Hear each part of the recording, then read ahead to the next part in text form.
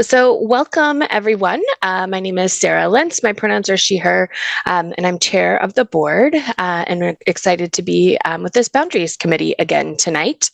I know folks are rolling in, but we're going to go ahead and get started because we're going to need all of our minutes tonight. I was able to catch up from the last meeting, from the recording and all the notes.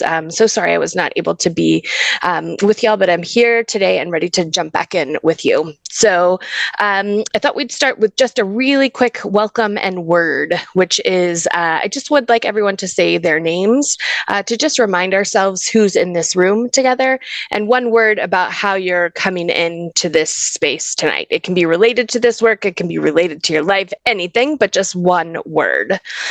So I'll use my word and then I'll pass it to somebody, and then you go and pass it to the next person. So I already did my name. My word tonight is hopeful, and I'm going to pass it to Damon. Hi, Damon Yakovlev, live in Libbytown. Guess I'll go with balanced. And I'm going to pass it to Kate for you. Uh-oh, I can feel that coming. Kate Knox, she, her, and I would say my word is also hopeful for today. Pastor Rob. Name is Rob, and I'm going to go with congested, since we are kind of fighting some type of virus for the past week. So It's going around. It's going around. Who would you like to pass it to? I'll pass it to Ariel. I'm Ariel Lynette. I use she, her pronouns. And I'm feeling, I don't know, mixed. One word is very hard. That's all right. That was a perfect one. Pass it along. I'll pass it to Boyd. Thanks. Boyd Marley, Principal at East End. My one word will be hope. Optimistic. Optimistic. I won't copy Kate. And I'll pass it. Hopefully I didn't miss that Damon already shared. Damon did already share. Try again. Marisa? I'm Aris Ayala. I'm the principal at Lincoln, and my word is focused. I'll pass it over to Priscilla.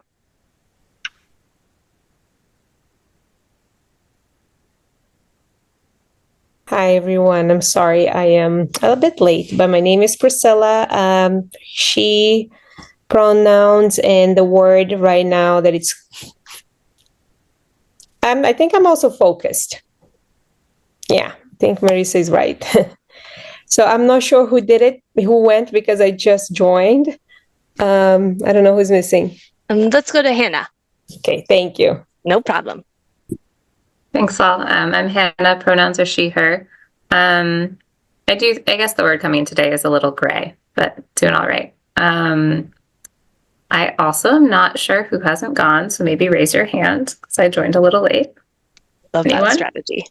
You got Annie, Marley. Okay, great. McKay. Thanks, Hannah. I'm McKay Larrabee with MGT, pronouns she, her. And I think my word is maps. That's what I'm bringing tonight for y'all. So I will pass it on to Annie. Annie Fenton, she, her pronouns. And I'm gonna agree with Ariel. My word is mixed. And I'll pass on to Isira. I don't think you've gone yet. Yes. Hi, my name is Yusra. She, her pronouns, and my word is ready. Beautiful. And I think we have Marley and Lauren and Ryan. You want to go, Marley? Okay, my name is Marley Rodriguez, she, her pronouns, and I'd say that my word is mixed or focused. How about Lauren?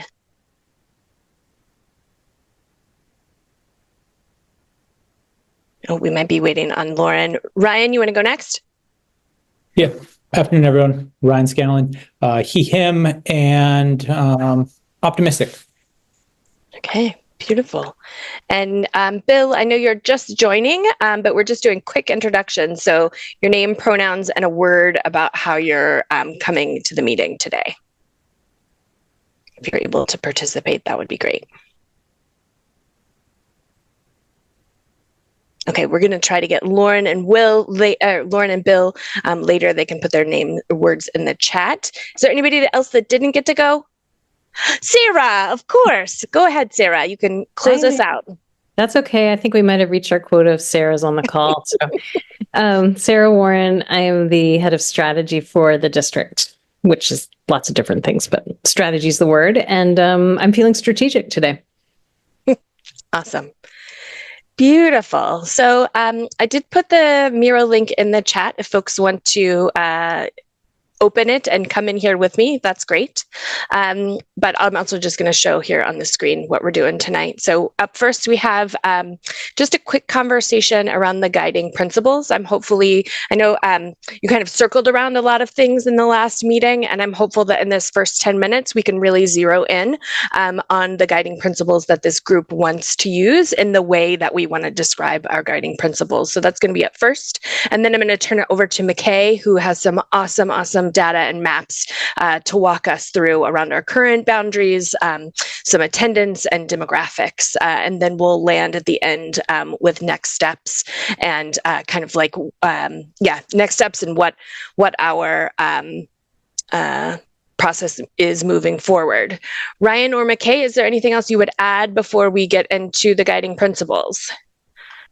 Okay, and McKay, I can't see your face, so okay, you're nodding, great.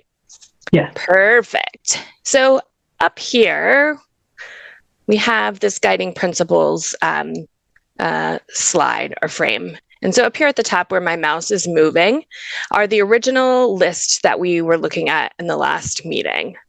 Everybody remember that? Okay. And so then there was a survey that was sent out that 8 of you took, and we got some feedback about that. So here's the feedback. This came out in an email today, but take a couple minutes to look at that.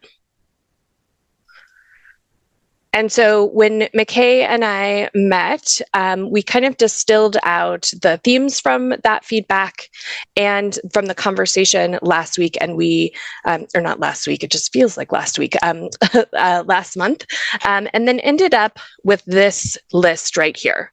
So what I'm going to suggest to you and offer up is that we use these. This is a starting point for our guiding principles. And then in the next 10 minutes, we make some adjustments to them. So let me walk you through what's here, and then I'll ask for some feedback. So in this first bullet, we have balance utilization at the current 5-year and 10-year forecasted trends. I've highlighted balance utilization because I think that that's kind of a jargonese phrase, and I wonder if we as a group could come up with something a little bit more digestible as we take this into the community and talk about what we're doing. So that is why that's in yellow. So if you want to think about that, that's great. Number 2, taking a district-wide perspective by considering and balancing socioeconomic, linguistic, and racial diversity within and across schools. I added this 2 words and balancing because that came up in the feedback but wasn't necessarily captured in the original text. This third one, work to maintain neighborhood schools. That came up a lot in the first set of examples and in the feedback, and I left it as is. This next one, consider transportation impacts and work towards limiting the amount of time required on a bus or walking. I don't think this came up in the last meeting, but it's something that the board has talked about for quite some time, is our walking distances for middle schools for middle school, because they're fairly long to walk to middle school. The threshold that says you have to live within, Ryan, do you know it off the top of your head? It's escaping me. Is it 1.5 miles? What was that?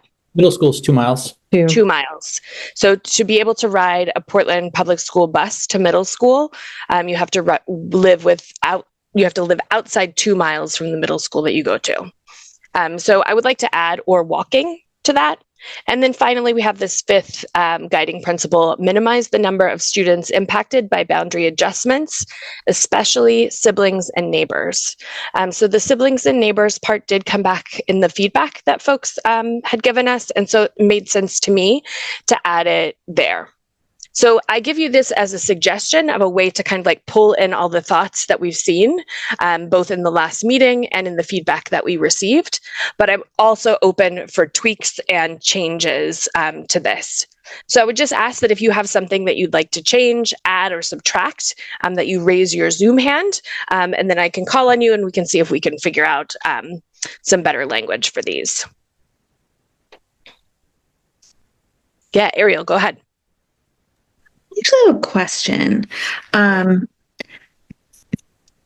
wondering what neighborhood schools means, because in my mind, it was about proximity or nearness of the school to your home. And so if we look at the committee feedback piece, if you scroll up just a little bit. Yeah. I sort of thought that maintaining neighborhood schools, proximity or nearness of the school to your home, and students attending the same school as their neighbors, friends, and siblings would all sort of mean the same thing. And if they don't, then I don't know what neighborhood schools means. That's a really great question. Does anybody else have a different definition that they're using in their head for neighborhood schools that isn't you go to school close to where you live?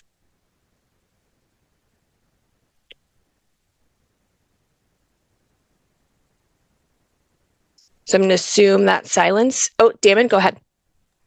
I wouldn't say I have a different definition for it, but I do think there is I guess it ties into more holistic thinking about planning and how schools fit in as far as being a resource for the community. So maybe like a community center or some other resource that is for everybody in the community, not just people who go to school there. That's kind of what I was thinking. So people can walk to it or get to it quickly, no matter whether they're going to school or going to a neighborhood meeting or whatever it may be. That's kind of what I was thinking about what that meant. So for you, it means the type of school rather than the distance. Well, I guess what it means is that the neighborhood has access to a resource like a school. Now, we could build more community centers or public buildings too to meet that same need, but schools are filling that need in a lot of cases. Mm-hmm. Mm-hmm. What do folks think about that?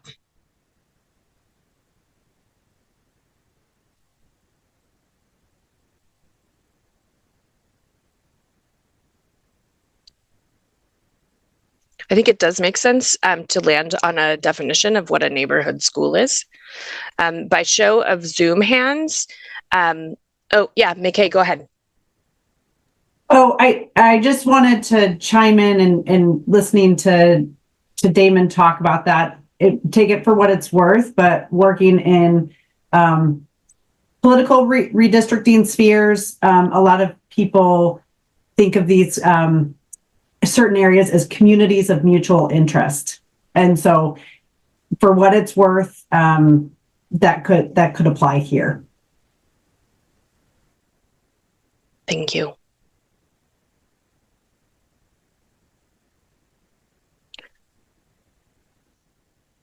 Who else has thoughts about this definition?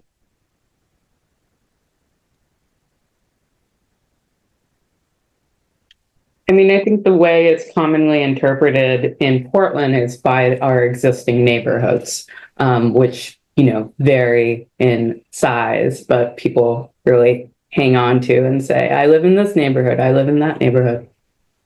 So I think there's existing heuristics to it. Mm-hmm. Yeah. So does it feel like a neighborhood school is accessible by people that live close to it? Does that feel like an okay definition right now? Damon, I'm trying to get at your access piece without kind of the bigger community piece, because I'm not sure we can put that in here. but I'd love to hear your thoughts. Yeah, I mean, I'd say a neighborhood school is a resource accessible by, I'd say, all people that live close to it would fit what I was talking about. Awesome. I guess, sorry, a broader question, like, how specific do we need to get in these terms? Like, when you say close to it, like, close can mean so many different things, right? Yeah, I think, well, McKay, and I'd like to hear how you kind of work with this. I mean, I think maybe that we don't have enough information yet to know what close is in terms of what is possible. But McKay, I'd love to hear your thoughts on that too. Yeah, I think of close and accessible is they are slightly different, right? You have a lot of natural barriers. So something could be extremely close, but there could be a 5-lane highway separating you from it. So I do think that accessible, Damon putting that on there is an important aspect to this, because it also implies that the committee is also being recognizing these natural barriers, and they're also recognizing safety mechanisms in a neighborhood school for that definition, if that helps. And do you, like, when you think about a neighborhood school, McKay, do you define that by like the actual lines of the neighborhood, or do you define it within a distance, or you don't? I don't necessarily. I usually work with what has already been established, right? And so I don't really define a neighborhood. That's what part of this work is doing, is you all saying we really shouldn't be crossing this road. This block should really be on this side, even if it's considered part of this neighborhood.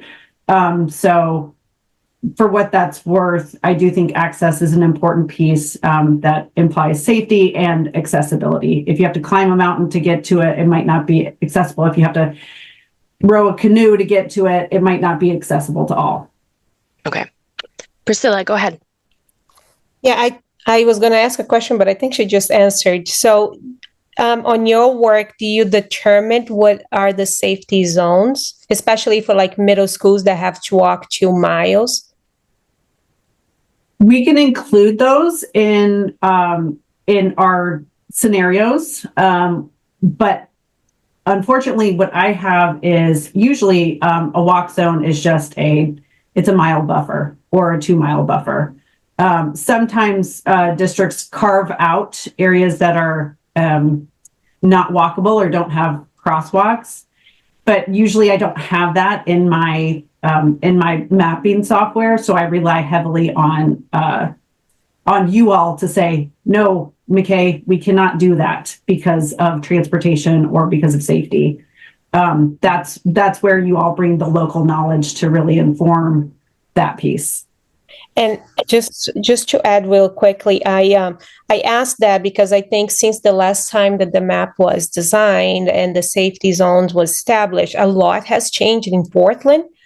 And I see that a lot of kids are walking now in areas that are not considered safe anymore. And I can give you one quick example, like kids that are walking from Chestnut Street, which is the family shelter, to King Middle School. They walk through Oxford Street, Portland Ave, which is right behind central office, all the way to King. And a lot of parents have concerns about that because they don't feel that has become like a safe zone anymore. So they ask kids to walk up Cumberland Ave and then down, which adds more than 1/4 mile to their current walk already. So I think that needs to be taken under consideration right now because so much has changed in Portland in the last few years. Yeah, and I think that like on the ground knowledge will be just super helpful as we start looking at scenarios, for sure. Thank you for bringing that up. Any other thoughts on this definition of neighborhood school? I know, Annie, we didn't quite get to your question about what close means. I think that I think I would vote to just leave it kind of ambiguous right now. And if it feels like we get to a point where we need to tighten that up, we can certainly do that.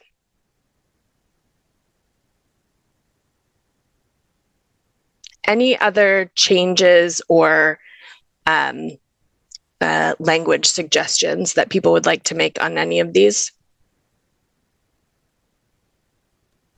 I don't know if it's not necessarily a change. I think that we will have to revisit what neighborhood schools means, because as it stands, I don't fully agree with that definition for middle schools. And if we're talking about accessibility and we think about kids and families, at least at Lincoln, there are certain communities where Lincoln is not accessible, right? And those children are coming to the school. So I think that it would be prudent to revisit that definition at some other point. Yeah. I think that makes sense. And maybe we could even just come back to that at the next meeting as our opening. If everybody, maybe as homework, everybody can work on a definition of a neighborhood school and then bring it to the next one and we can compile those. So let's put a flag in that. But super helpful that people are calling that out. Annie, go ahead. So I just want to say that I think actually defining how we want to measure balancing socioeconomic, like all the demographics, we need to figure out. And similarly with the minimize impact, we say minimize the number of students, but what does that actually mean? Because otherwise, it's a slippery slope. Okay. Super helpful. Yeah. So I'm going to flag these things that people are saying and hopefully do some work on it between now and the next meeting and come back with some suggestions for specifics around those words. Does that feel okay to everybody? Because we don't need to use these yet, so I think we have a little bit more time to keep working on them, but narrowing it down to these 5 and having some working definitions in the meantime, I think will help McKay do her job better, and then we can keep iterating on them until they feel right for our decision making. Awesome. So with that, I'm going to turn it over to McKay. Sorry, I went a little bit long, but I think it's important to make sure we get this foundation first. I'm going to let you have the screen. Oh, and one thing on the Miro board, there's a frame that has a lot of yellow stickies. If you have a question that comes up while we're going through this, you can just put it on a sticky, or send me a message and I'll put it on a sticky. Go for it, McKay. Awesome. Okay, let me get my screens in order.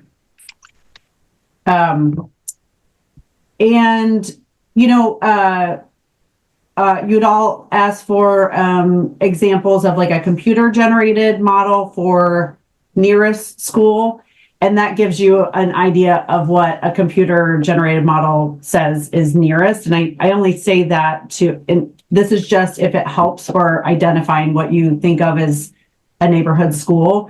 And that puts the other side of a big water body, you all know what it is, that currently goes to Row to Longfellow, just because it's as the crow flies. So that's what I mean when I'm talking about nearness and access, is where I'm coming from. So, okay, let's see. Let me share my screen.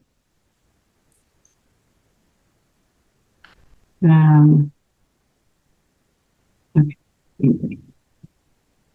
Okay, can everyone see the screen? Great. Thank you all for letting me present again today. I have more maps and visuals to really hone in on the challenges that you all are facing and really make some important distinction between what we can do with GIS or mapping with boundaries, and what you can do with policy. So both of those are just different tools to instill some change, but they are very different. And what I can do in my role is based on the boundary piece. I can look at some scenarios if you have exact policy concepts, but for the most part, I'm going to be sticking in my lane, which is boundaries. So we just went through the guiding principles. I wanted to take a minute to go through the current boundaries so that we could really zoom in and out, and then spend some time with the residents versus attendance pieces, and then understanding your current middle school utilization. This is kind of where we are on the data piece. Data 101 was last meeting, really honing in on those guiding principles and really examining the current boundaries, because the current boundaries, this will give me those focus points, at least for some of the smaller issues that, not smaller issues, the smaller areas that need to be targeted for safety reasons, that sort of thing, since these boundaries haven't been touched in a while. We went through these guiding principles. So I'm going to bring over the school site locator. And what this is an interactive map that you can put in an address. It'll zoom you to that address, and it'll say what schools are you assigned to. So in this case, it's East End Elementary School and King Middle School. The remaining are all of the choice high schools. It does have map layers up here, so you can look at the actual school locations. We have the elementary, high schools, and middle schools. You can turn on parcels. They don't come in until you zoom down deep, but this will be really important when we're talking about study areas and making sure that we're taking, the backs of these parcels instead of cutting down maybe easily walkable streets, because these kids often play with the kids across the street. So we don't want to separate that because we want to think of these study areas as that are not shown on here, but we want to think of our study areas as those much smaller communities of mutual interest, right? And then we have the intermediate boundaries, which are the middle school boundaries with the school locations on there as well. My school's coming up. I'm going to reset. Okay, there we go. So just a little overview there. Boundaries, you have elementary and middle. You can zoom back and forth from either of those. The legend tells you what the colors are. You also have the school location to help you with that. You can always place if you can't find your address for some reason, you can always place a point on the map, and it will give you those same results. It'll show you the schools over here. These will actually take you to, those should take you to the school's website. So make sure that that's up and running. And then you can also change base maps. A lot of times the like imagery is going to be easier so that you can really see some of those natural barriers that you might not be able to see with the community map or other maps. Okay, so I just wanted to take the time to go through each of these, and I must say that there are some inconsistencies. So Portland Public has several systems, right? You have your transportation system, you have your enrollment systems, you have your enrollment policies. A lot of times these things are take separate paths because transportation is based on a line. Where does the line fall, and how many kids does it pick up on either side of that line? For maps, it's really important that we have boundaries that say, okay, a kiddo lives inside of this blue area, and so they should attend via your policy East End. Unfortunately, those two have diverged in some areas, and we're going to utilize this process to bring those back together because what transportation is necessarily serving is not is not a one-to-one relationship with what you're seeing on the map. And we see that a lot in other school districts as well. But I want to be fully transparent with that, because I know that transportation has a slightly different take on what these boundaries are. These boundaries were given to MGT by the district at that time. So my guess is that there's just enrollment versus transportation is my guess there. But keep that in mind as we go through here. And I'd love to have transportation who's also on the executive leadership that can actually chime in and help with some of those pieces that are just more detailed and something that you all aren't charged with.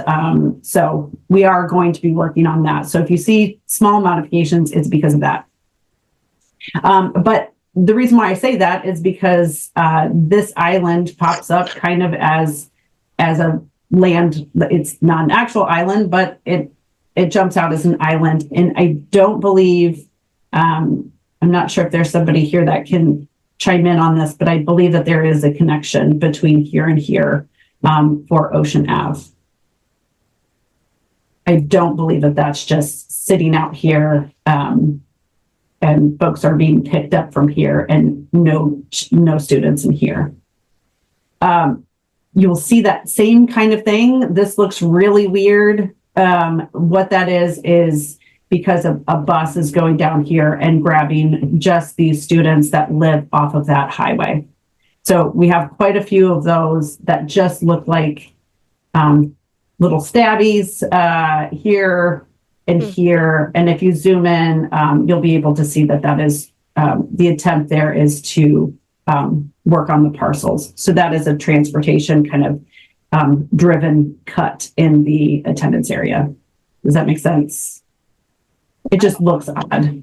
It is odd, but it is part of that attendance area. McKay, I have to admit, I'm not really following what you're saying in terms of the transportation cut. Are you? Oh, gotcha. Okay. So, so for this, let's talk about this one. This is for students attending LISA. And let me back up. This is the color block that we're looking at here is just your elementary school attendance zones. It doesn't have anything to do with middle school. We're just looking at elementary. So usually when you look at a shape, it's not jagged. It's defined by, boxy shapes. This is a road. Let's cut it at the road. Because of the way that Portland Public's boundaries are drawn, these students that live in these houses here were assigned to LISA at some point long ago. I'm not sure exactly when. And my guess is that, because I do see this in other districts, so I can't say this for certain, but that these are caused by transportation. Either the bus can't take a left or can't take a right. There's a reason why these are called out kind of just as these individual, almost discontiguous islands. Does that make sense? And it's because it's grabbing parcels, and you want to make sure that you're grabbing the students within the parcels that are assigned to that attendance area. Yeah, I understand what you're saying. I don't know if it's true or not, but I don't know if it matters. I mean, I guess my bigger question is whether we're sure that these are actually representative of the areas, because it was not just transportation, but enrollment people who were questioning some of the boundaries. So, yeah, and I don't have, all I have is the data that I've received from the district. So yeah. There's a wall there. So these are the boundaries that were given to us. Okay. All right. Well, I think we can look at that again. And then the other thing on the transportation front that I just wanted to make sure is clear is that we do, I mean, because this is important as we're thinking about where we're going with the work too. The team regularly sort of adjusts routes to be able to pick up in a place that's not dangerous. And we actually have hazard zones through much of the East End area and the West End area around Reiki, and then certain pockets of territory around other schools where it's dangerous. So rather than a student having to cross over Washington Avenue, even though they might be within the normal walking zone, we go over to the other side of Washington Avenue and pick up those kids. And many of the kids in the East End and the West End just ride to school no matter how far away they live. So I just want to make sure that's clear for folks. Priscilla, did you have a question? Yes, at one point, but I think Sarah just touched it. My question was really to be, how accurate was that map to our current situation right now? I know that earlier in the month, I think this was posted on the website, and it didn't match to our current situation. For example, Forest Ave, between 1 and 320 Forest Ave. I think that was our biggest concern. In the map that was posted, it says that students would be going to East End, but we are currently enrolling them at Reiki, and that is a big population that will make a huge difference. So my question was really like, is this accurate to what we have right now, or was this the one that was created in the beginning without the changes?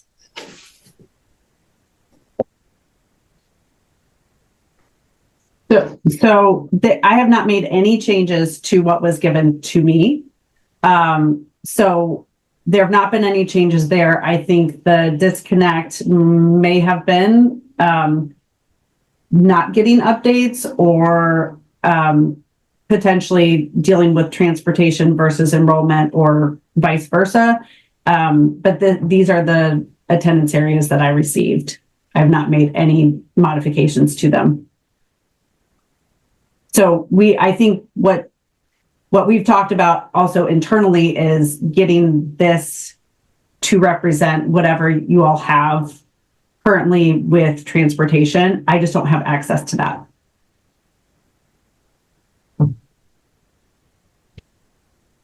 But I think this is also a pretty great time to tackle that now, right? Because if you look on your street locator, if anybody goes to see, where they're assigned to go to school, it's a street locator, right? You type in 4233 Southeast Taylor Street, and it tells you where your student is supposed to go. But the map gives you a much different access point from a visual standpoint. And so I do think that having a map available to the general public is a great idea. It's also helpful internally to make sure that all the systems are working off of the same assumptions. So for what it's worth, I think that this is a really good time to actually conquer some of those discrepancies. I did want to ask if there was anything that popped out here. Rob, I think you had mentioned at the close of last meeting that there was an area that you were curious about, and I'm not sure whether that was middle school or elementary school. It might have been specific to our situation. We're in what I guess they call Deering Triangle, that little, right above Lincoln Middle School there. Or right about in there, exactly. So that was the section I think we were discussing. That's where we live, and we're, I guess, assigned to Talbot and more, but logically, other schools make more sense. Gotcha. That is helpful. And so as we go through this work, those pieces are really helpful for me to hear, especially if you all have safety concerns or something pops out that you didn't realize that this was what we were looking at for boundaries. So part of this is kind of looking at those targeted areas for safety reasons. Does anyone else have any other pieces that pop out in their heads as far as why is that there, or I don't think that's right?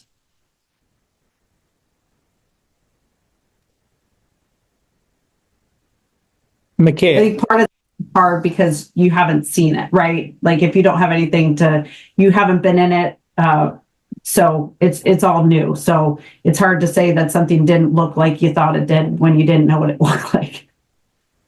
Yeah, sorry, Ryan. No worries. And McKay, I just want to clarify and make sure I understood something you said at the beginning when you put this up, which is that part of the work that you're doing with staff and then with this committee is, one, to make sure that the current map is correct. And then second is projecting. And so it makes sense that we're, one, looking at this to make sure that we're clear on where there are potential errors, right? And that was something that we started with staff as well. And then second is also the forecasting piece. Correct. Yep. Because right now the forecast is based on these boundaries, and I'll go into the attendance matrix next, which I'm sure has some outliers because of the discrepancies. But the forecast that we've created for this process so that we can look at if there are issues now and what they look like in 5 and 10 years are based off of these boundaries. So for the next forecast, which will be based on the October 2024 student information system, that's when we can actually start and cut some of these study areas that probably need to be cut because we need that one-to-one relationship. So if there are no other questions about the school site locator, I believe, is this available to everyone? Rob has his hand up. Oh, I'm sorry, Rob. Sorry, and I apologize. I might be jumping the gun here, but down the road when we finalize a draft, will there ever be like a test run where we send the buses out to sort of go out and make sure everything works the way it should?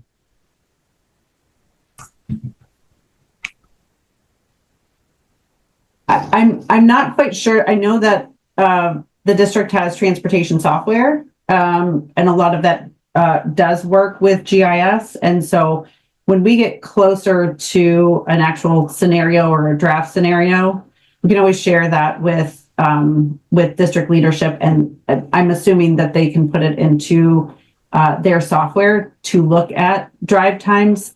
I don't know if I'm overstepping on that, but usually that's part of the transportation software that districts have. Yeah, we can do would you like a dummy thing to show what it would look like? But I have to be honest, I'm not that worried about the transportation piece just because, we basically program it around, where the enrollment zones are, where the schools are. So I'm pretty sure we could figure it out, whatever the right thing to do is for all the other reasons. I think we can figure out the transportation part of it. Okay, thank you. Great. So I'm going to move on to the attendance matrix. I know I brought this up last time, but I really wanted to sit in this because, again, this is the difference between what we can do at MGT with our software and what we can't do, which is that policy piece. It sounds like both of those can be modified or at least suggested on the policy piece. You all can come up with recommendations on what makes sense on the policy piece. And you can also direct me on the boundary piece. The way that the two of those intersect is this matrix. And so I just want to walk through again how to read this matrix. And I know it's heavy, and I know it's every time I look at it, I have to remind myself how to read it. This might come naturally to others, but for me, I need to walk through it. So what you're looking at here is the number of students that live within that attendance area. So I'm going to use East End as an example.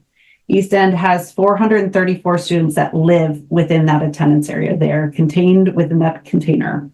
Of that 434 students that live there, only 349 students actually go there. There are 8 students that live in East End and go to Longfellow, 5 that live in East End and go to Lyseth, 27 that live in East End and attend Ocean Avenue, and so on and so forth. when you look down the column, this is where students are being pulled from. These are transfers into that school. So for East End, you've got 349 students that school is pulling from its own attendance area. 3 students live within the Longfellow elementary school attendance area and attend East End. 2 live in Lyseth, 6 live in Ocean Ave, 10 live in Presumpscot, 4 live in Reiki, and so on and so forth. So you have 379 students that attend East End that are from within your district. You have 17 students that live outside of the district and come into the district to go to East End. So the total students enrolled in that school, and again, this is from October of 2023, was 396 students. So this is what the principals see. This is what you all see when you go into East End. These are the students that are actually butts in seats in that school. Whereas if you look at the residents, it's 34, 38 students higher. Yes, Ariel. Oh, was that? Who had a question first? Sorry, it was me, and I'm on my phone, unfortunately, and so I was talking, but I was still muted. Sorry.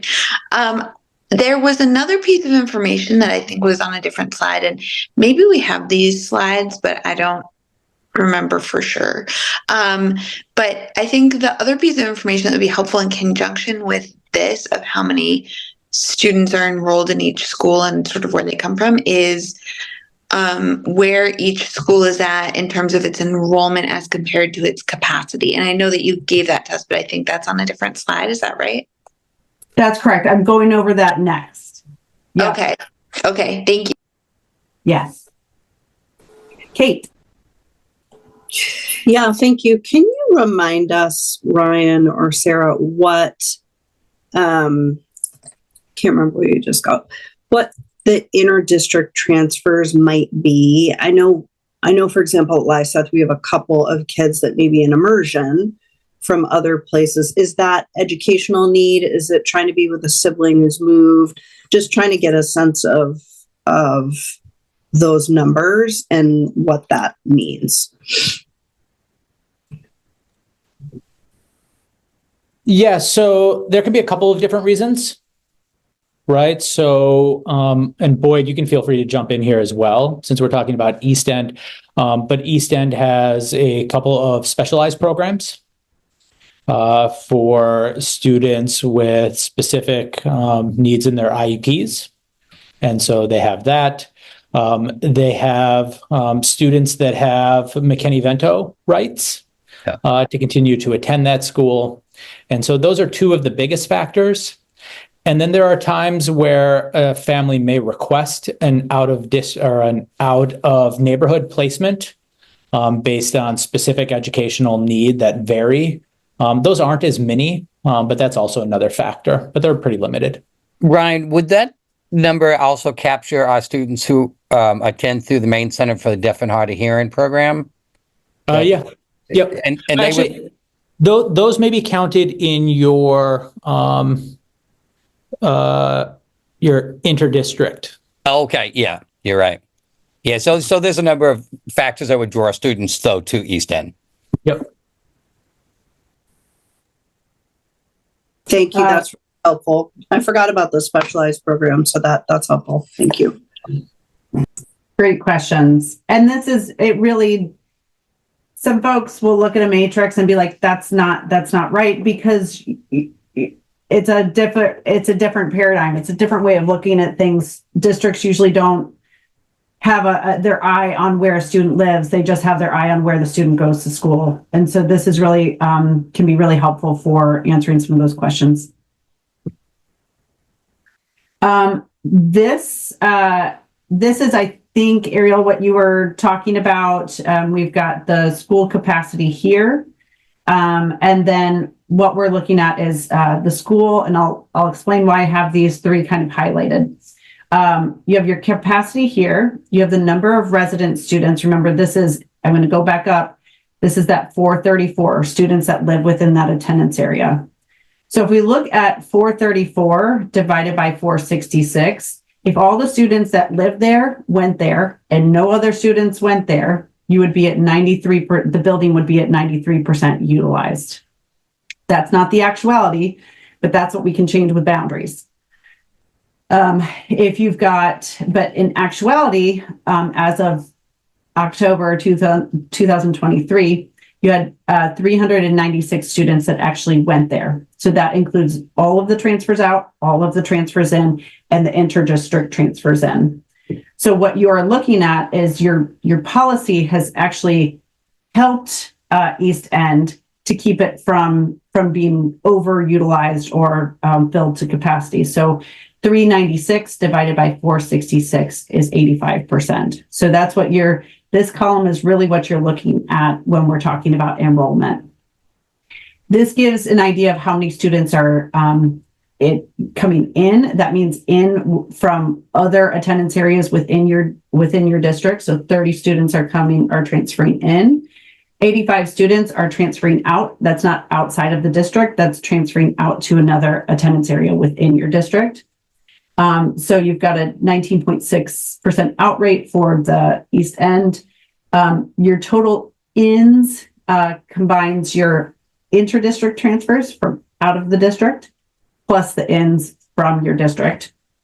So your whole, we call it an open enrollment rate. That's folks coming into that attendance area is 11.9%. So quite a bit of movement in and out, but when it comes down to it, the net movement is a negative, right?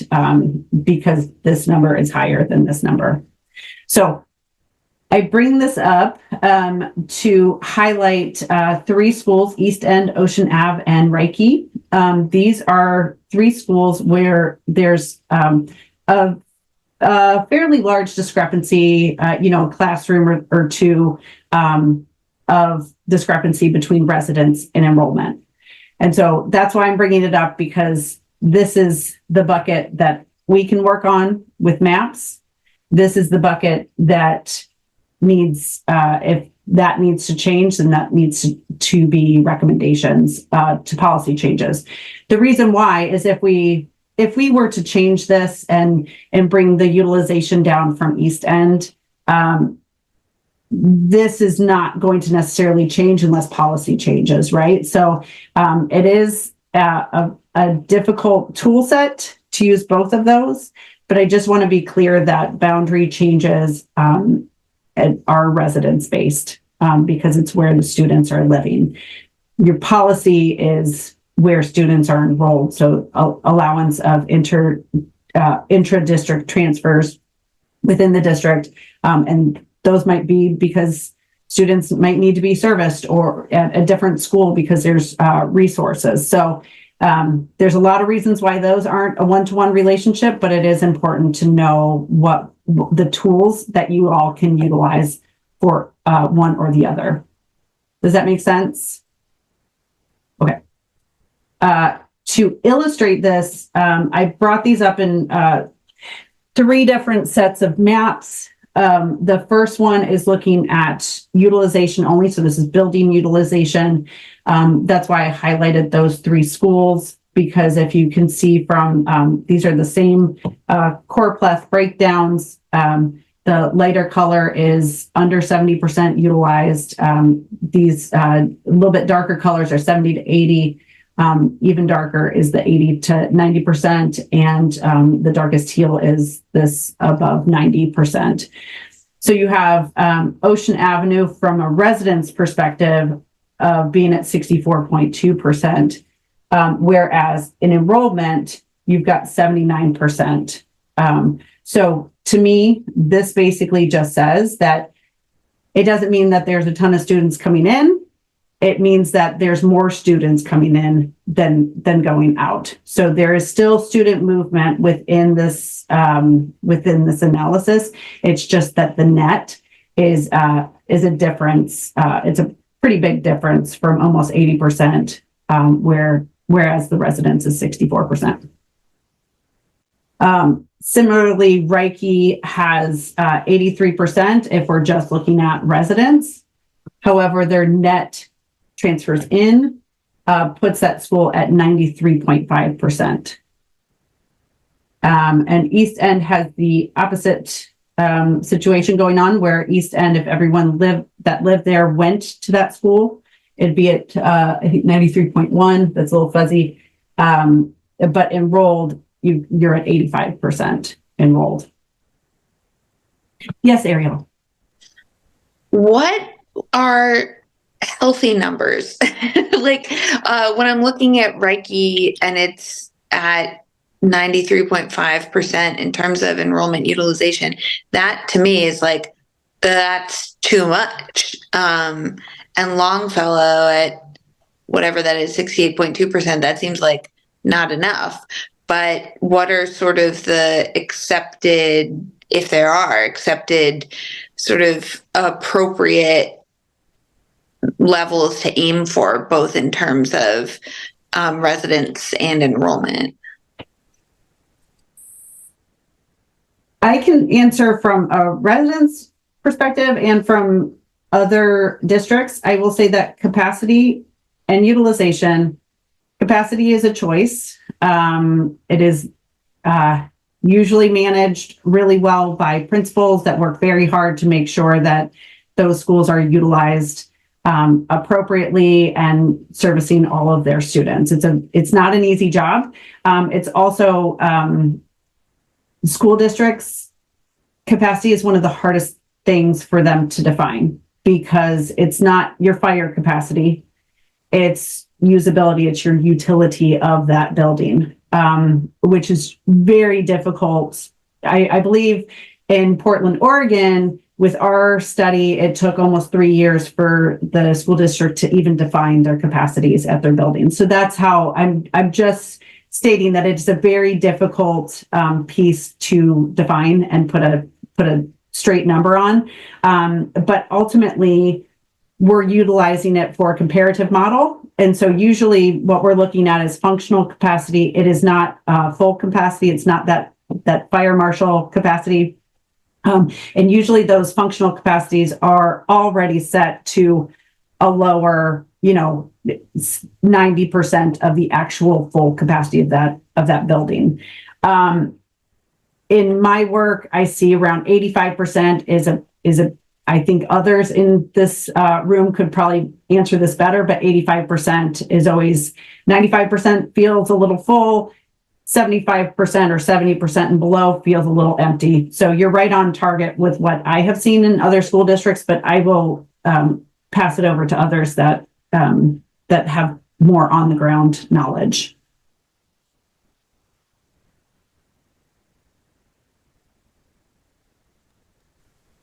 I mean, I think that's getting passed to me.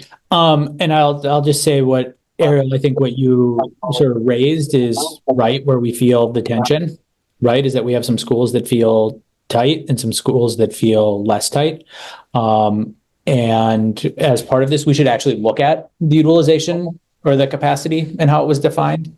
And we can bring that to a future conversation and to look at those numbers.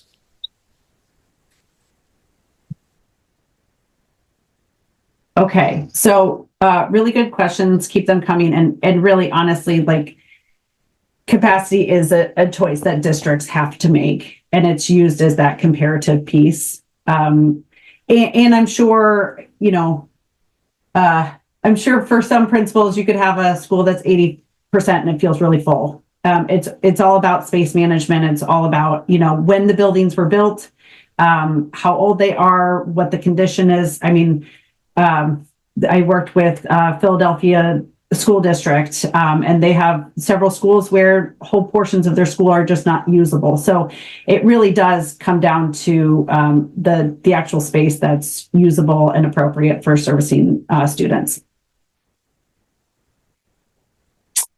Okay, so I did want to also bring this into the mix for looking at diversity and also at socioeconomic indicators. This piece here, I wanted to look at both residents and enrollment or attendance percentage-wise, and keep in mind that this can be different too, because we're also talking about potentially different denominators, because one includes out of district students and one does not. If you look at diversity of where students live, the main differences that come out here, the only one that really pops out is a big jump, although there are jumps or differences between these two. Ocean Ave really popped out as the biggest one.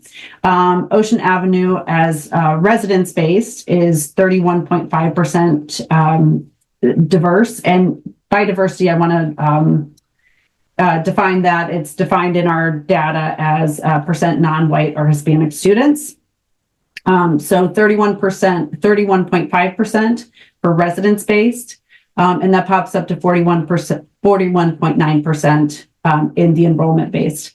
Now, again, I want to make sure that we understand that this could, in one way, this could be a large group of students that are white or not Hispanic going elsewhere to another attendance area, or it could be the opposite. So non-white Hispanic students coming in. It could be a mix of those two things. So I don't want you to think that it's just one way or the other. This is just what the enrollment and residence shows us. So keep that in mind. Again, this is where we can work from a boundary standpoint. This is policy resourcing, programming piece here. So it's just a different way to look at it. And it's important to know those differences. Does that make sense to everybody? Does anybody have any questions about this? Okay. Next is economically disadvantaged. These students are defined by the district. We get a yes or no. So the percentage, and I don't know if you have a definition, but for economically disadvantaged, we have another, the main difference here is still at Ocean Avenue. So 21.9% economically disadvantaged students, residence-based, 37.9% enrollment, economically disadvantaged percentage. I'm sorry, how are we defining economically disadvantaged? I hear you say it's determined by the school, but is there any like district level definition?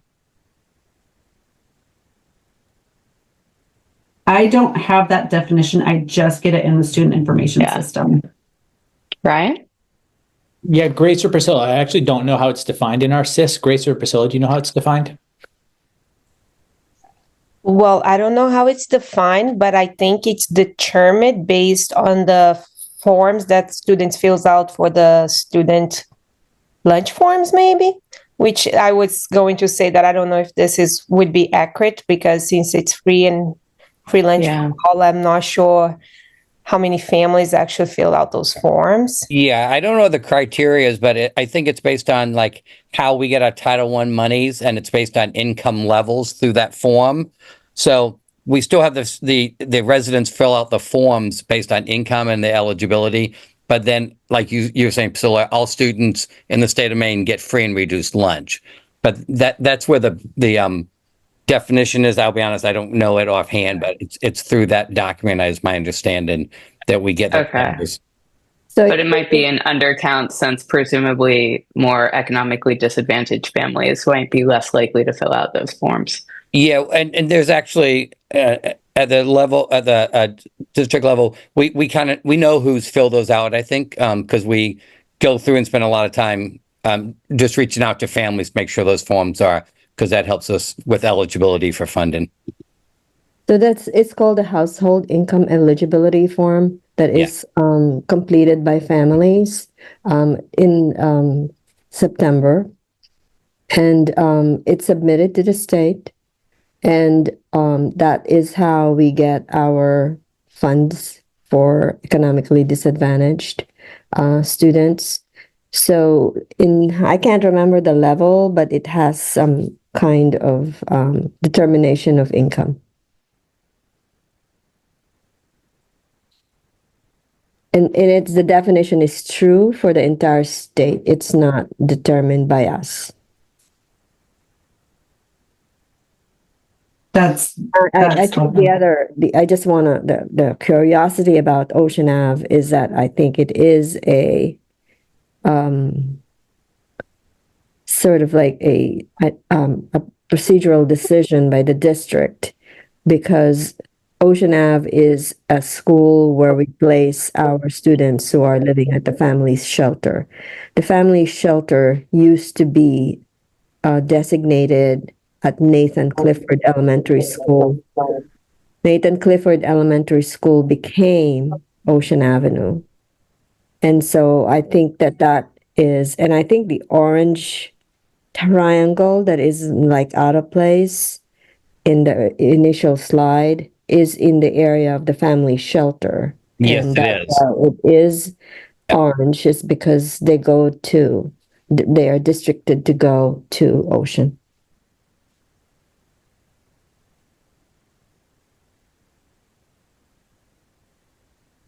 Any other questions? Okay. All right. Okay. So I'm gonna move on to middle school, because I do think it's an important discussion to keep in mind, just because of the capacities. If you look at, so I have both the matrix and the utilization table on the same page here.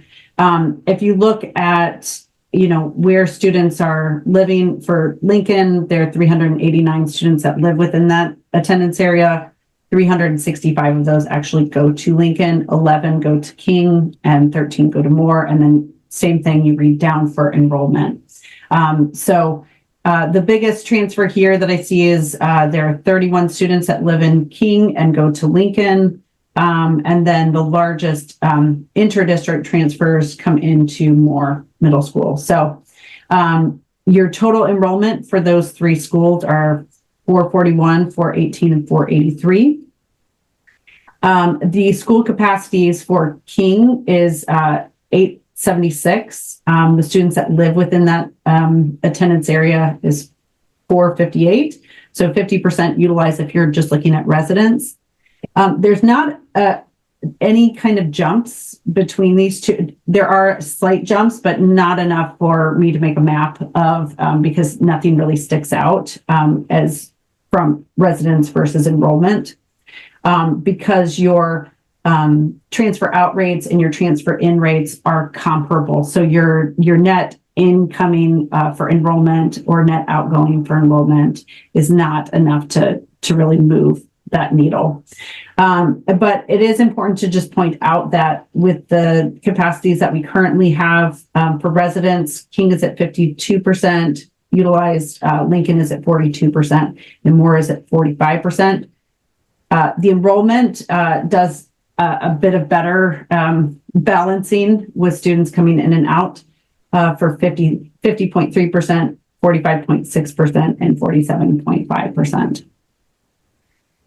So I pull those over just to take a look at where the student numbers are within that capacity. And so currently the current middle school utilization, the average of all three middle schools is at 48%, which is fairly low.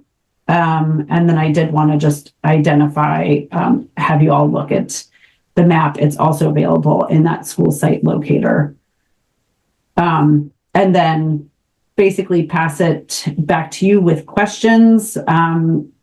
This might take a deeper dive in capacity of those buildings, but just wanted to open it up to you all for comments and questions. Yes, Ariel.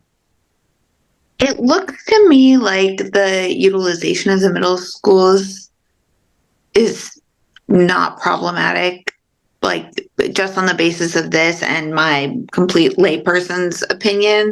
We wouldn't need to do a whole lot to make changes around the middle schools. But if I recall correctly, there were demographic imbalances. Is that something that you also have on the slides? I do not have those. I did take a look at them, and this could just be because we're talking about larger populations. Smaller populations, because we're talking about 3 grades and not 6 grades. I didn't see a ton of stuff in the data, but I can get that information to you for next time.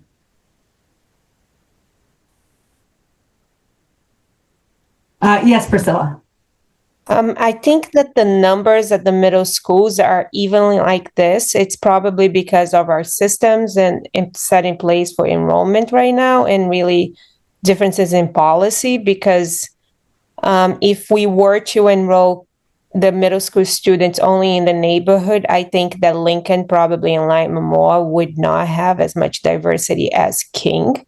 So I think those numbers will be definitely different. It is like this right now. I think it's really because of our policy. So if we have to redesign the map, I really think that middle school should be taken under consideration as well to make sure that it is representative.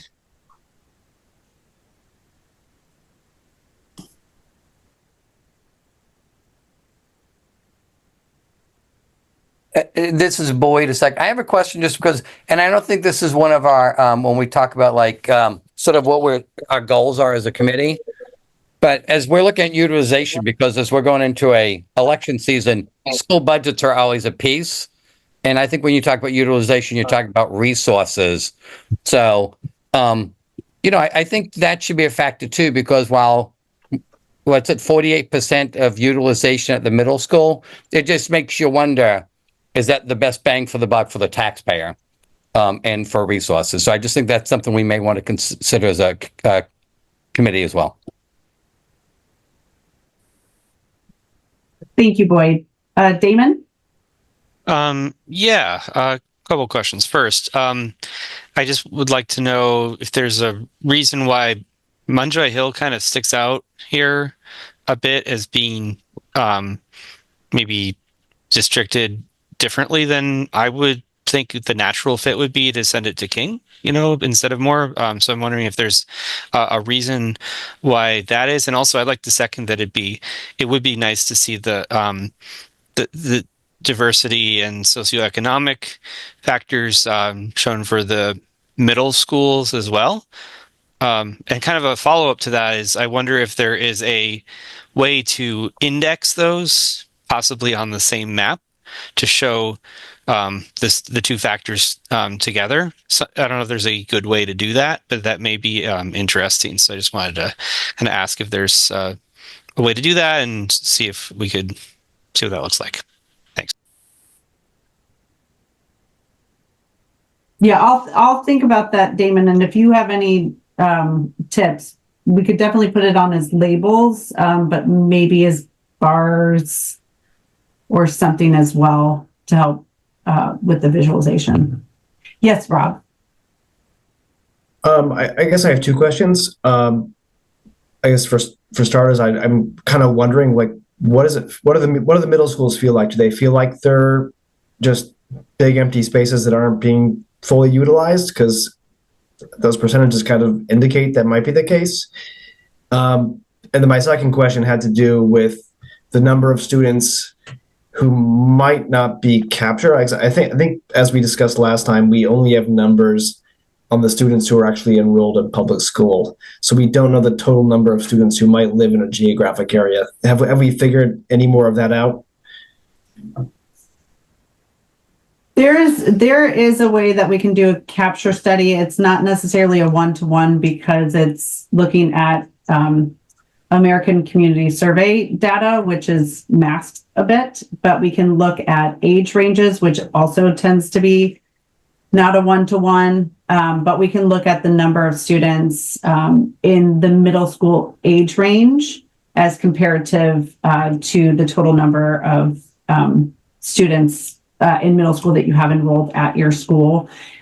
We would probably look at, we wouldn't include these 32 because it would need to be a one-to-one. The other piece of that is that census blocks sometimes have different geographies than some school districts. And so that can create some noise as well. So you're looking at some fluff in the statistics, but we can give you a general concept of the capture rate. That makes sense. Thank you. I mean, I can speak to what it feels like at Lincoln. It certainly doesn't feel empty. And I do think that, and I added this on the sticky, is that we need to capture what the realistic capacity of buildings are, because at least for Lincoln, it's literally an amalgamation of like 4 generations, right? And it wasn't really built to be a middle school or to have a capacity of 25 students per classrooms. You know, there are classrooms currently where like it feels really tight. And so that's the other thing to think about, is that when were the buildings built, and what is the purpose of using that building? I know that King and Moore were built later on in the 50s, so the design and layout of those schools is different and functions differently than Lincoln. So that's just something to think about.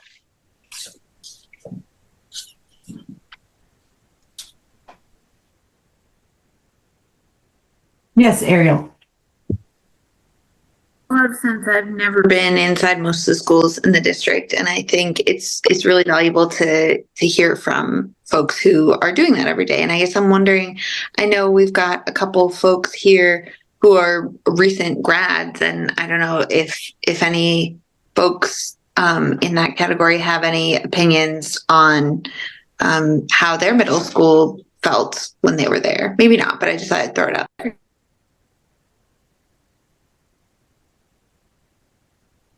Miley, did you hear that? We need you.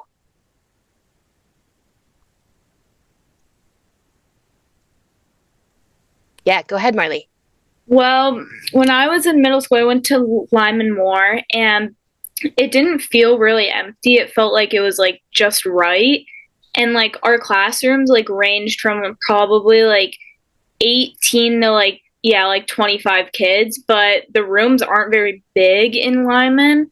So it felt pretty full, but it didn't feel like there could be anyone else in it. Like it felt fine, but it didn't feel like it was like not being like used to the fullest ability, because it felt like it was like at that point and it didn't really need to get any more or less.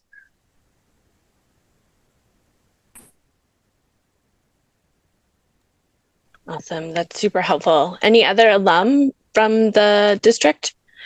No, many of you might be further along than Marley. I graduated from Lincoln. I have no recollection of how, I think I probably blocked all those years.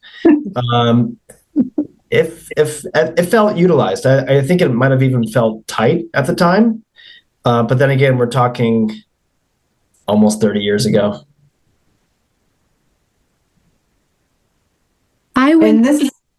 Sorry. Yeah. Sorry, go ahead.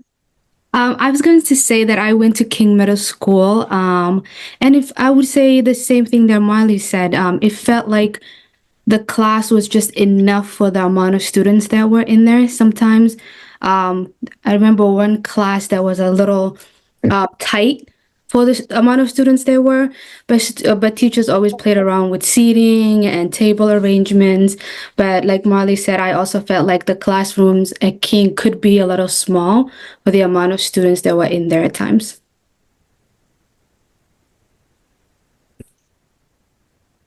That's really helpful. And I what I'm hearing is that maybe the numbers that I have might need some reevaluation,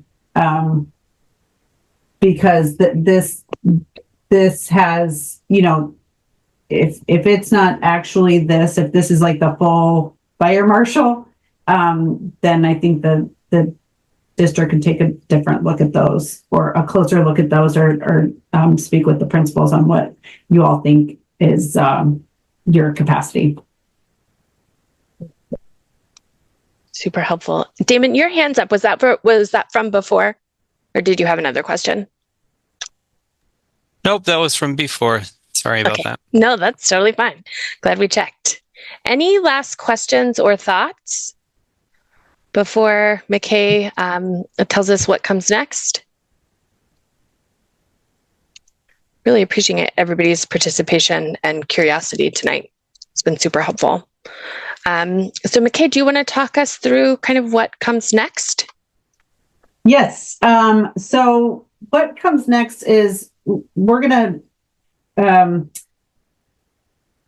take some of your feedback that I'm hearing this evening. I'm going to look at some areas, taking the guiding principles, the kind of draft outline, skeleton of guiding principles, and look at some of these pieces with a honed eye to demographics, using both the socioeconomically, economically disadvantaged, racial diversity, and other socioeconomic factors, and see what I can do as a first go at this. We will talk about it with the executive team. It also will need to have some meetings to kind of satisfy the discrepancies between what we have in our software and what's actually what the boundaries look like on the ground there, and then come back with some scenarios for you to take a first look at. It is just a first look. I want to make sure that it's noted that there's no predetermined outcome here. I'm starting with scratch with numbers. And then it's up to you all to take the local expert knowledge and provide me with direction on how that needs to change. I will get it wrong for sure. So it's up to you to make it right. And McKay, can you tell us how, like, what we get will look like? What does the committee receive to give feedback on? So what we usually do is we have a map of change areas and a look at what the utilization looks like and what the percentages of those socioeconomic factors looks like. So you'll have a comparative model of, okay, this is your current, this is what we're talking about as a potential modification. Now, that will include that modification. I say modification, but if we are modifying, if we are correcting the actual boundaries, it's actually not a correction. It's not a modification, but it's going to look like one because we have our data. We need to make sure that it's what's actually on the ground. It'll be more accurate, but it might look like a change for those areas that are just different because of what we have as opposed to what transportation or the district has been working with. Does that make sense? Yes. But it should be, coming with a map, and we can make that an interactive web map if that's what folks like, PDFs, if that's easier. Some folks, I'm sure Damon would say interactive web map. I do think that is really helpful so that you all can zoom in and out on areas, and you can also see what we're working with in our mapping software. So there are some areas that we cannot change for this forecast, but we can always take recommendations. And the reasons why we cannot change those is because the forecast is done at each of those study areas. So those study areas are set in stone for this forecast, but we are starting to work on our next forecast. So they're not set in stone for this process, but they are set in stone for right now for this portion of the decision making. Okay, awesome. Ariel. I'm wondering if the intention is after this meeting to kind of finalize the guiding principles, because I'm remembering you asked us, Sarah, how else we could say the phrase balance utilization, and I just wanted to make sure we didn't lose that if we needed to get to that. Yes. So I think McKay just talked about the parts that she's going to bring forward for the next meeting, but I think from where I'm sitting, we need to also do some work on understanding the capacity numbers that we're looking at, and that's inside the district, really tightening up those definitions and defining neighborhood school. So doing some work around those pieces. And then the other thing I was just asking Ryan is if we can get a Google Drive started so that all these resources start to land in one place, because it feels like already they're out of control, right? So, and that's awesome and just impressive that this committee is looking at so many pieces of information. Let's just reiterate that. So we'll get a Google Drive set up, and then we'll be in touch about any pre-work on the definitions, as well as working on that capacity piece. Anything else, Ryan or McKay, for next time? No. So our next meeting is November 21st. So we'll, a week before, you'll get the agenda and things to look at, but there may be communications before that. But reach out at any time with questions and we'll get back to you. Yeah, Rob. Just a quick question. I'm guessing we're going to have some type of map to look at before the next meeting. Yes. Would it make sense for us to share it with people? I'm just thinking logistically, I don't want to open too many cans of worms. But I also want to get some feedback, if that makes sense. Yeah. I think that you could talk to people in your neighborhoods. I wouldn't be like holding an event or anything. I think, I think we'll go through some iterations first as a committee and then have a product to really get feedback from the larger community on. But I think if you wanted to have conversations about what people think about things, that's totally fine. It's public information. So, you can have conversations for sure. Cool. Thank you. Beautiful. Great question. Damon.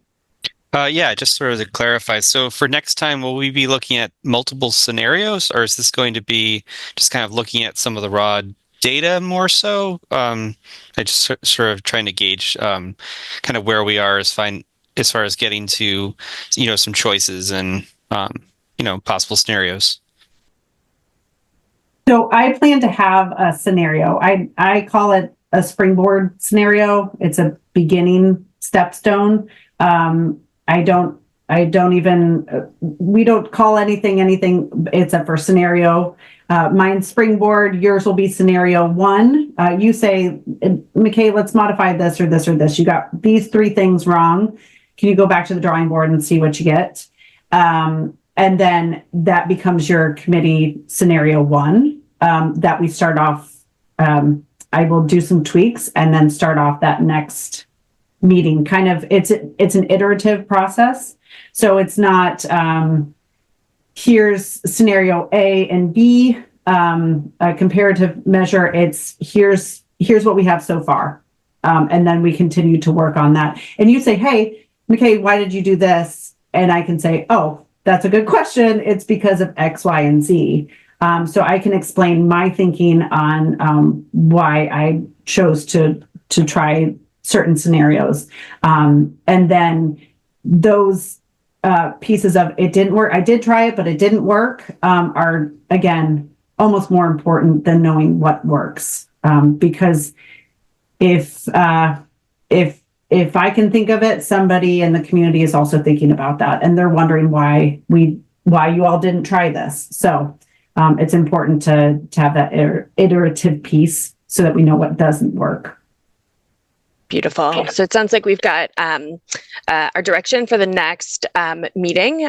Just want to reiterate my gratitude for all of you digging in so heartily into this. I know for me, it's kind of like using a new piece of my brain that I don't use. So I just really respect all of you so much. And I'm so glad we have this cross-section of skills and experience in this group. So reach out if you have any questions, but otherwise we'll see you on November 21st. Take good care.